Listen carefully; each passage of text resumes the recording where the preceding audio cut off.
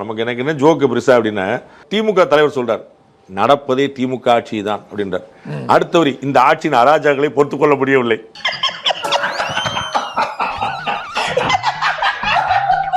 ரெண்டும் ஒரே ஒரு ஸ்டேட்மெண்ட், ஒரே ஒரு கல்யாணத்துல.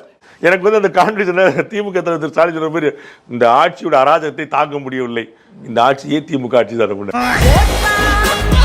அவனை கூட்டு செருப்பால் அடியும், செருப்பு நல்ல செருப்பு இருந்தா சரி.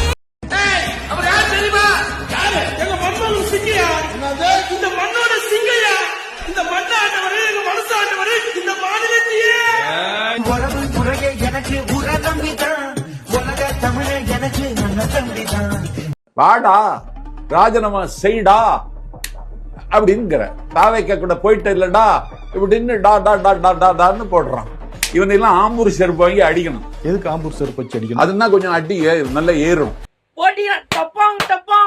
வட்ட வட்ட பாறையிலே வரகரிசி பீசையிலே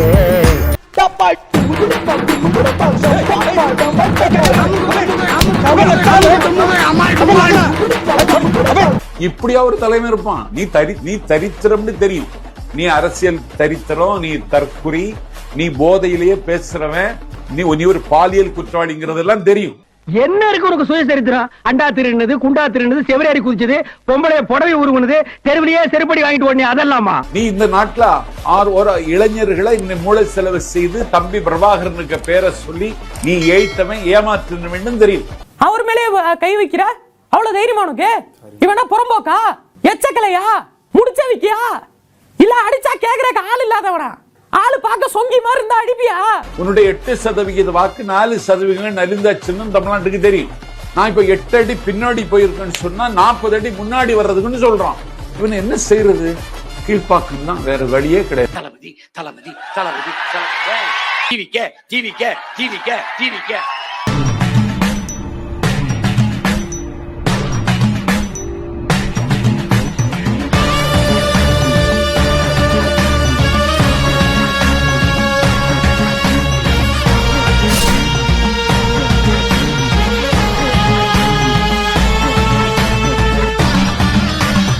நம்ம சேனலோடைய வளர்ச்சிக்கு நீங்க கான்ட்ரிபியூஷன் செய்யணும் அப்படின்னு நினைச்சீங்கன்னா இந்த QR கோட் மூலமாக உங்களால முடிஞ்ச அமௌண்ட்டை நீங்க கான்ட்ரிபியூஷனா நம்ம சேனலுக்கு அடிக்கலாம். நன்றி. விஜய முதலமைச்சர் ஆக்குனதுல 90% ஆதவ் ஃபார்முலா தான். ஆதவ் தான். நீ ஆதவ சபரிச ஒரு எம்பி சீட்டை கொடுத்தது அன்னைக்கு கட்சியே இல்லை. புள்ள பூச்சிக்கெல்லாம் கொடுக்கும் முளைக்கும்னு நான் என்ன கனவா கண்டேன். ஏய், நீ என்ன நினைக்கிறேங்கிறது எனக்கு தெரியும். தெரியுதா? ஒரு எம்பி கொடுத்திருந்தா, ஒரு எம்பி தான் கேட்டாரு, உனக்கு 500 கோடி கொடுத்தாரு. ஒரு எம்பி தானே கேட்டாரு. இப்போ மொத்தமா போச்சு. மூளை இல்லாத பயிலுவா இல்ல. நான் உண்மை சொல்றேன் சார், இவர்களுக்கு மூளைக்கும் சம்பந்தமே இல்லை. எல்லாருமே அறிவாளிகள். எல்லாமே Thomas Alva Edison, Albert Einstein, Graham bell. அறிவு முத்தி போய் காது வழியா வலிஞ்சு ஊத்துது. கை துண்டு எடுத்து தொடச்சுக்கிருக்கேன். கருணாநிதிக்கே மூளை இல்லையாமா? சாணக்கியத்தனா. நானே சேப்பாக்கத்துல பார்த்தேன். அண்ணன் ரஜினியின் ஆதரவு பெற்ற வேட்பாளர் டாக்டர் கலைஞருக்கு உங்களோடு. ரஜினி ஆதரவு கருணாநிதி எங்க சேப்பாக்கத்தை எழுதி வச்சிருந்தான்.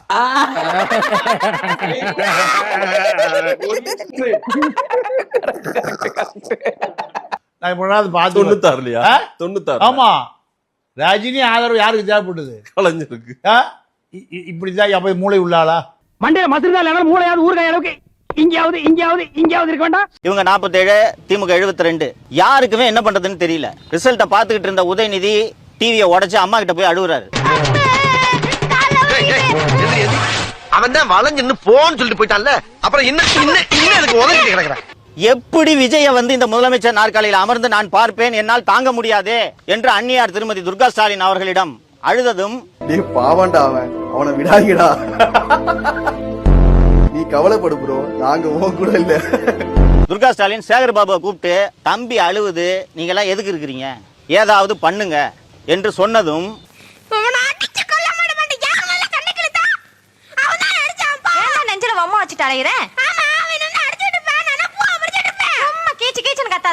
சட்டமன்ற தேர்தல் தோல்வி குறித்து திமுக தொடர்ந்து ஆராய்ந்து வருகிறது. திமுக தோல்விக்கு காரணம் என்ன? ஆனா அது என்ன நம்பருக்கு social media. Social media Instagram சொல்லக்கூடிய அதை பயன்படுத்தி ஒரு திட்டமிட்ட பணி நடந்து முடிந்திருக்கு. என் நோக்கம் அது இல்லைங்க, மக்கள் உண்மையை தெரிஞ்சுக்கணும். 29 குடும்பம் வாழ்ந்தீங்க. ஐயா, டிஎம்கே எங்களை அடிச்சுட்டாங்க. ஐயா, ஐயா, நான் ஒரு நாள் தூங்குறீங்க. 3 வருஷம் ஆச்சுங்க. நிம்மதியா தூங்கி வீடுல யாருப்பா அந்த சலசலப்புக்கு பஞ்சம் இல்லாமல் பேசின பேச்சு அப்படியே அருவி ஓடின மாதிரி இருந்துச்சுன்னு பார்த்தா வேற யாருமே இல்ல. அக்கா, மேயரக்கா.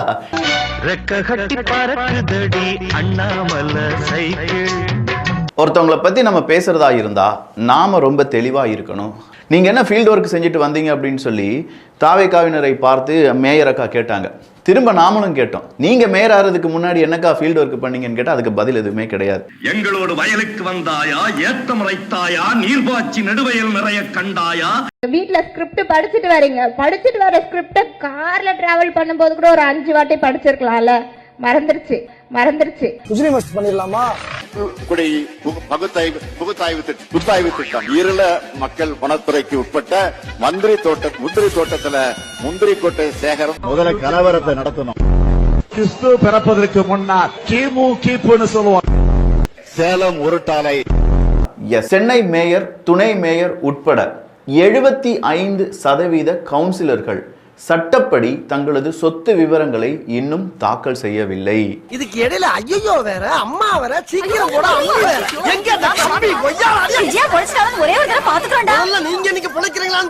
எப்படி சட்டப்படி அவங்களுடைய சொத்து விவரங்களை இன்னும் தாக்கல் செய்யவில்லை. உள்ளாட்சி தேர்தலில் மறுபடியும் இவங்கெல்லாம் ஜெயிச்சு வந்தாங்கன்னு வச்சுக்கோங்களேன், சத்தியமா சொல்றேன், தமிழ்நாடு எழுதிடுவாங்க. பில்டிங் ஃபுல்லா எழுதிடுவாங்க. Karunanidhi mall, Karunanidhi cinema theatre, Karunanidhi platform, Karunanidhi கக்கூசு, கருணாநிதி ஒண்ணுக்கு போற இடம் எல்லாம். இந்த மக்களுக்கு என்ன நல்லது நடக்கணும்னு நம்மலாம் நினைக்கிறோமோ அது எதுவுமே நடக்காது. இவங்களை பொறுத்த வரைக்கும் இவங்களுக்குன்னு ஒரு அஜெண்டா இருக்கு. அந்த அஜெண்டாவுக்கு பின்னாடி ஒரு கட்சி இருக்கு. அந்த கட்சிக்கு பின்னாடி தான் நாங்க போவோம். மக்கள்லாம் எங்களுக்கு ஒரு பொருட்டும் கிடையாது அப்படின்னு சொல்லக்கூடிய மனிதர்கள் இவர்கள். நான் பொம்பளை ரொம்ப மதிக்கிறேன். ஆனா இப்ப எனக்கு வேற வழியே இல்லமா. சொத்து விவரங்கள், அவங்க மேயர் ஆயிட்டாங்க, கவுன்சிலர் ஆயிட்டாங்கன்னா அட்லீஸ்ட் ஒரு 2 வருஷத்துக்கு உள்ளேயாவது அவங்களுடைய சொத்து விவரங்களை மக்கள் முன்னாடி கொண்டு வரணும். சென்னையில் மட்டுமே 200 கவுன்சிலர்களில் வெறும் 43 பேர். 200 கவுன்சிலரை நம்ம தேர்ந்தெடுத்திருக்கோங்க. வெறும் 43 பேர் தான் தங்களுடைய சொத்துக்கள், கடன்கள் குறித்துள்ள அறிவிப்பை வெளியிட்டிருக்கிறார்கள். சம்பளமே இல்லாத ஒரு கவுன்சிலர் சீட்டை ஒரு கட்சி 1 கோடி கேட்டு வாங்குது. 1 லட்சம் ரூபாய் சம்பளம் வாங்குற எம்எல்ஏ சீட்டுக்கு 15 கோடி, எம்பிக்கு 25 கோடி, மொத்தம் எத்தனை 1000 கோடி. இவனுங்கெல்லாம் ஜெயிச்சுட்டு வந்து இன்னாத்த புடுங்குவாங்கன்னா தெரியுமே. உள்ளாட்சி பிரதிநிதிகள் பதவிக்காலம் 8 மாதங்களில் முடிவடைய உள்ளன. இதுவரை சொத்து விவரங்களை சமர்ப்பிக்கப்படவில்லை என சொத்து விவரங்கள் குறித்து தகவல் அறியும் உரிமை சட்டத்தில் தகவல் கிடைத்திருக்கிறது. நீங்களாம் பேசலாமாக்கா? உன்னையெல்லாம் நிக்க வச்சு அடிக்கூடாது, குனிய வச்சு குனிடா. இனிமே சொல்லுவியா சொல்லுவியா சொல்லுவியா சொல்லுவியா? வீடு வீட்டுக்கு பிச்சை வாங்கி திங்கிற நாயே. ஸ்டார்ட் பண்ணு.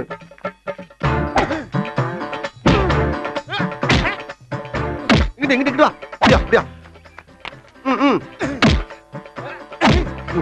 படைக்கலடி படைக்கல. மண்டையில மட்டும் அடிச்சிடாத, கொலைகேஸ்ல உள்ள போயிருவேன்.